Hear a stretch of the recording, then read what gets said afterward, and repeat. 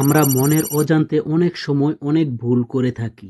আমরা অনেকেই নতুন আসার পর যেহেতু আমাদের পাসপোর্টে অন্য দেশের ভিসা লাগানো থাকে, তাই আমরা লস রিপোর্ট করে থাকি। আবার অনেকেই জানি না লস রিপোর্ট কি।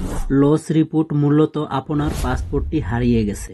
আপনারা অনেকেই লস রিপোর্ট উঠিয়ে পাসপোর্ট বানান, কিন্তু অনেক সময় অনেকে লস রিপোর্টের যেই পেপারটি আপনার কাছে থাকে অনেক সময় সেটা আপনি ফেলে দেন, মনে করেন এটার আর প্রয়োজন নেই। আপনি এই কাজটি করবেন না।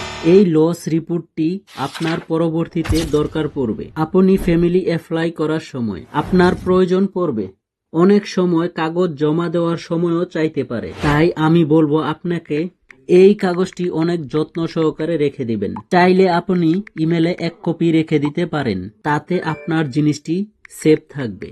এরকম ধরনের ইনফরমেশনের ভিডিও পেতে আমার চ্যানেলটি সাবস্ক্রাইব করে সাথেই থাকবেন। আর যদি আমার ভিডিওটি ইউটিউব থেকে দেখে থাকেন তাহলে ইউটিউব চ্যানেলটি সাবস্ক্রাইব করে সাথে থাকবেন। আর যদি ফেসবুক পেজ থেকে দেখে থাকেন তাহলে ফেসবুক পেজটি ফলো দিয়ে রাখবেন।